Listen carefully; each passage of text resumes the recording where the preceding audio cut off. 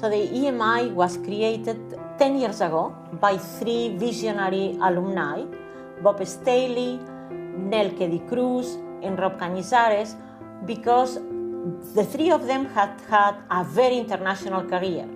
If we think business schools all over the world, whether in India, in Europe, here, in Latin America, focus on best practices of the best companies in the world that are American. But the vision of these alumni and others was, they had seen in Asia, in Latin America, all over, was to say a lot is happening beyond the borders, and we need to bring this content to business schools.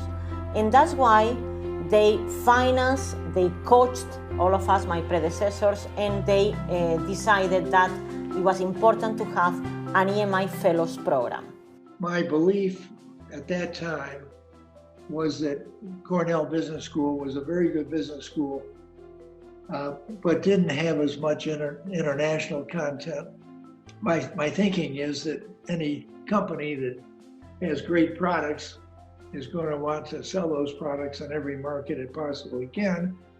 And since only 5% of the people of the world live in the States, that means ultimately you're going to have to be selling in an international, global context. And so I kept harping on that. You've probably heard stories about that I was the pain in the neck, because every time something came up, I would say, that was a very good report. Now, what is your international exposure in that area? Or what is, and of course it was not too great in my judgment. It was very clear that Cornell and Johnson needed to move into more global aspects of teaching, of case studies, of the whole spectrum of international and global issues around business.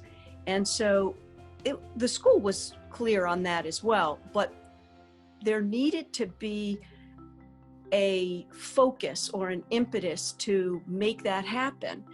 And the Emerging Markets Institute was the outcome of that work, was where should we focus? How could we, as an Ivy League institution, as a global business school, how could we add value in this space? And it became the Emerging Markets Institute, and that was now 10 years ago. It wasn't instantaneous in the making. It was from about 2005 to 2010 that things were being worked on that front.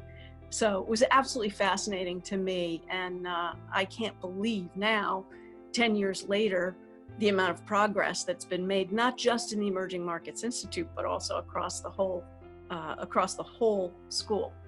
I think emerging markets have achieved what they have achieved because a great part of humanity, nearly 6 billion people, live in emerging markets. And the mission, of course, of a business is not just to create wealth for the shareholders, but we actually contribute enormously to the development in the actual markets we serve.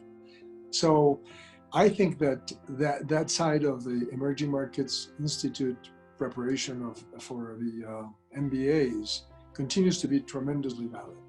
You know, the 17 goals that the United Nations established as measures of development for 2030 are right ahead of us. And the first one is defeating poverty. The second one is reducing hunger. The third one is, let me see what it is, good health and well-being, clean water, etc.